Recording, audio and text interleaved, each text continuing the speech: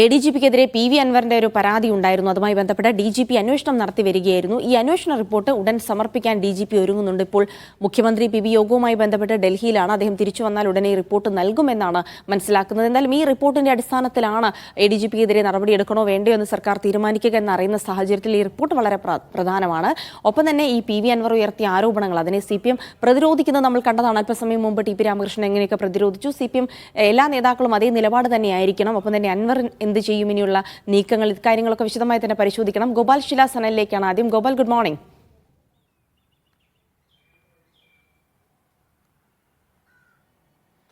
Good morning Jilsy. Gopal, ADGPക്കെതിരായ DGPയുടെ അന്വേഷണ റിപ്പോർട്ട് അത് ഉടൻ തന്നെ കൈമാറുമെന്നുള്ളതാണ്. സ്വാഭാവികമായും ഈ ഒരു സാഹചര്യത്തിൽ ആകെ കലങ്ങി മറിഞ്ഞൊരു രാഷ്ട്രീയ സാഹചര്യത്തിൽ ADGPക്കെതിരെ എന്തെങ്കിലും നടപടി എടുക്കുക എന്നുള്ളതാണ് ഒരുപക്ഷെ CPMനുള്ള മുന്നിലുള്ള വഴി. പക്ഷേ അതിന് CPM തയ്യാറാകുമെന്നറിയില്ല. എന്തായാലും ഈ അന്വേഷണ റിപ്പോർട്ടിനെ ആശ്രയിച്ചിരിക്കും തുടർ കാര്യങ്ങളെന്ന് മനസ്സിലാക്കാം, അല്ലേ?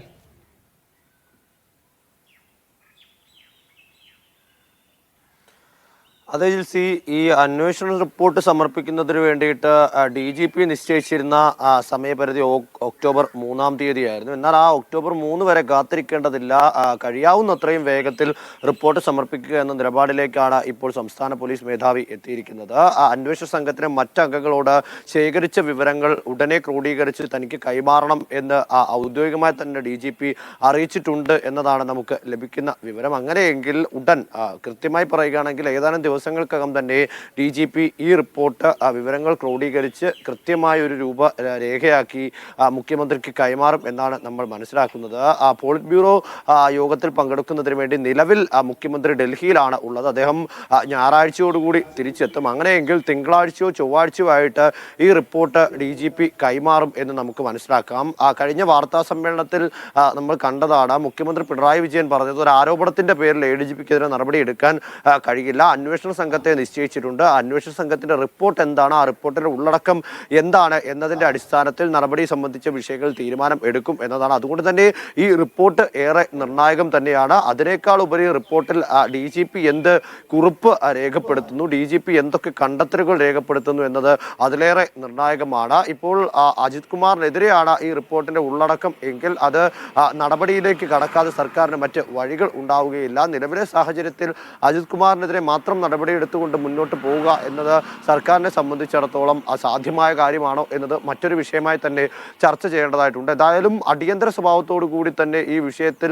റിപ്പോർട്ട് സമർപ്പിക്കാൻ DGP തയ്യാറെടുത്ത് കഴിഞ്ഞു എന്ന് വേണം നമ്മൾ ഈ നിമിഷം അനുമാനിക്കാൻ. അതിനോടൊപ്പം തന്നെ മറുവശത്ത് ജിൽസി സൂചിപ്പിച്ചതുപോലെ തന്നെ അരയും തലയും മുറുക്കി തന്നെ CPM നേതാക്കൾ PV അൻവറിനെ പ്രതിരോധിക്കുന്നതിന് വേണ്ടി ഇറങ്ങിയിരിക്കുന്നു എന്ന് വേണം നമ്മൾ കരുതാൻ. കാരണം ഏറ്റവും അവസാനമായി തൊട്ടുമുൻപ് ഈ ലൈവ് തുടങ്ങുന്നതിന് തൊട്ടു മുൻപായി വന്ന LDF കൺവീനർ TP രാമകൃഷ്ണന്റെ പ്രതിരോധം തന്നെ അതിന് ഉദാഹരണമായിട്ടുള്ള കാര്യം തന്നെയാണ്. കാരണം ഇന്നലെ അൻവർ തീയായപ്പോൾ പൊള്ളിയത് മുഖ്യമന്ത്രി പിണറായി വിജയനും കുടുംബത്തിനുമാണ് എന്ന കാര്യത്തിൽ യാതൊരു തർക്കവുമില്ല. അതുകൊണ്ട് തന്നെ ആ വാർത്താ സമ്മേളനം പൂർത്തിയാക്കി അതിൻ്റെ തൊട്ട് പിന്നാലെ തന്നെ CPMന്റെ സംസ്ഥാന സെക്രട്ടേറിയറ്റ് അംഗങ്ങൾ മുതൽ പ്രധാനപ്പെട്ട ജില്ലാ സെക്രട്ടറിമാർ വരെ ഉള്ളവർ പരസ്യ പ്രതികരണവുമായി രംഗത്ത് വന്നിട്ടുണ്ട്. ഇന്നലെ വാർത്താ സമ്മേളനത്തിൽ പറഞ്ഞതിനേക്കാൾ കൂടുതൽ കടുത്ത ഭാഷയിലായിരുന്നു മീഡിയ വണ്ണിന് നൽകിയ അഭിമുഖത്തിൽ അൻവർ പ്രതികരിച്ചത്. മുഖ്യമന്ത്രി ഏകാധിപതിയാണെന്നും മുഖ്യമന്ത്രി പിണറായി വിജയന്റെ മകൾ വീണയ്ക്കും മരുമകൻ PM മുഹമ്മദ് റിയാസിനും വേണ്ടിയിട്ടാകാം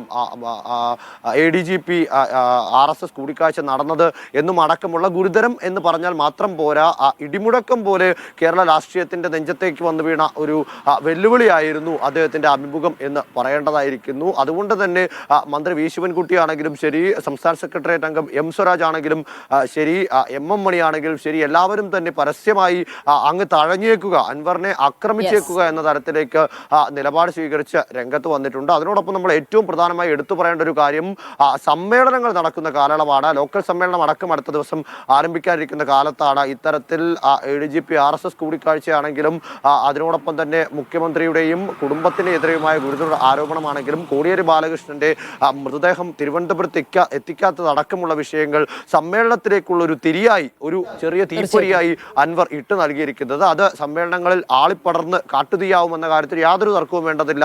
അതുകൊണ്ട് തന്നെ ആ തരത്തിലേക്കുള്ള പരസ്യ പ്രതികരണങ്ങൾ ഇന്ന് അത് കടന്ന പ്രതികരണങ്ങൾ ഉണ്ടാകുമെന്ന കാര്യത്തിൽ സംശയമൊന്നുമില്ല. ഇനി പരിശോധിക്കേണ്ടത് UDF നിലപാട് എന്താണ് എന്നതിലേക്കാണ്. UDF നിലപാട് തൽക്കാലം അൻവറിനെ തള്ളുകയും വേണ്ട കൊള്ളുകയും വേണ്ട എന്നുള്ളതാണ്. കാരണം കഴിഞ്ഞ കാലങ്ങളിൽ പ്രത്യേകിച്ച് ഈ സമീപത്തുണ്ടായ മാസങ്ങളിൽ അൻവറിന്റെ ഭാഗത്തു നിന്ന് വന്ന ചില പ്രതികരണങ്ങൾ അത് രാഹുൽ ഗാന്ധിയുടെ DNA പരാമർശമാണെങ്കിലും ശരി, പ്രതിപക്ഷ നേതാവ് VD സതീഷിനെതിരായ 150 കോടി ആരോപണങ്ങളാണെങ്കിലും ശരി, പ്രതിപക്ഷത്തെ കണ്ണും കൂട്ടി കടന്നാക്രമിച്ച ഒരു സമീപനമായിരുന്നു അൻവറിന്റെ ഭാഗത്തു നിന്നുണ്ടായത്. അതുകൊണ്ട് തന്നെ തൽക്കാലം അൻവറിന്റെ പേരെടുത്ത് പറയാതെ അൻവർ ഉന്നയിച്ച ആരോപണങ്ങൾ പ്രതിഷേധത്തിനുള്ള അല്ലെങ്കിൽ ആയുധമാക്കിക്കൊണ്ട് സമീപ ദിവസങ്ങളിൽ പ്രതിഷേധം സംഘടിപ്പിക്കുക. തീർച്ചയായും ഗോപാൽ, ഇവിടെ നമുക്ക് CPM-ന്റെ നിലപാട് വ്യക്തമാണ്. അൻവറിനെ തള്ളിക്കൊണ്ട് സംസാരിക്കുന്നുണ്ട്. അൻവറിന്റെ നിലപാട് വ്യക്തമാണ്. മുഖ്യമന്ത്രി അടക്കം കടന്നാക്രമിച്ചതിലൂടെ അദ്ദേഹവും നിലപാട് വ്യക്തമാക്കിയിരിക്കുന്നു. ഇവിടെ UDF ആണ് അൻവറിനെ തള്ളാനും വയ്യ കൊള്ളാനും വയ്യ, എന്നാൽ ആരോപണങ്ങൾ ഉന്നയിക്കുകയും വേണം. കാരണം ഇന്നലെ പ്രതിപക്ഷത്തിനെതിരെയും അൻവർ രൂക്ഷ വിമർശനം ഉന്നയിച്ച ഒരു സാഹചര്യം ഉണ്ടായിരുന്നു. അപ്പോൾ ഇതൊക്കെ കണക്കിലെടുത്ത് UDF-ന്റെ നീക്കം കൂടി എന്താകുമെന്നുള്ള കാര്യം കൂടി